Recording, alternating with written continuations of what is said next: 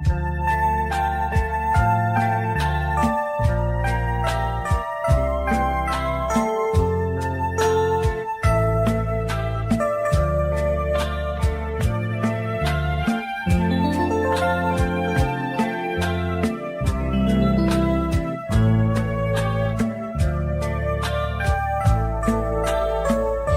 ចហើយឬមុំក្នុងភ្នំហនោសាហូរីកាលយើងទាំងពីរធ្លាប់បានទៅលេង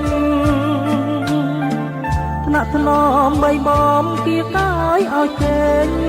នៅទឹកថ្លាឆ្វេងដាប់សូសំលេងតូចធ្នោល្វើយល្វើ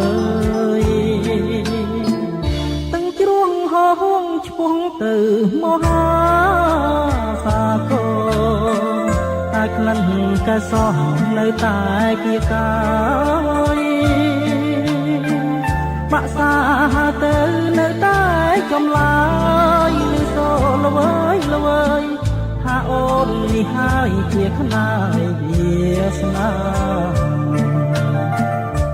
ក្នុងភ្នំមហោសាវរី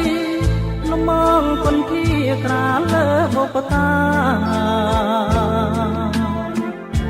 ស្រងរហងគួនគប់នេត្រា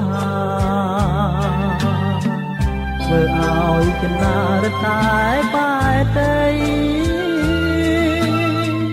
នឹកឃើញតែមុំក្នុងភ្នំហនោសាហូរីឬឆោមឆោវីអូនភ្លេចសំដីអូនបានសច្ចាថាស្មោះលោកស្រី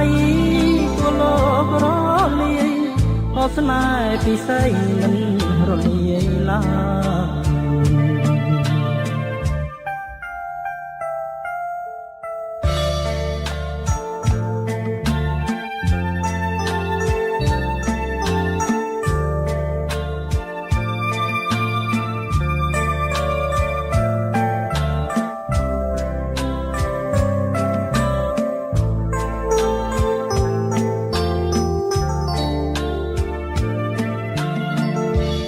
ក្នុងភ្នំមហោសាវរីលំងពន្ធាក្រាលលើបុព្វតារីស្រងរហងគួនគប់នេត្រាធ្វើឲ្យចិន្តារតែបែតី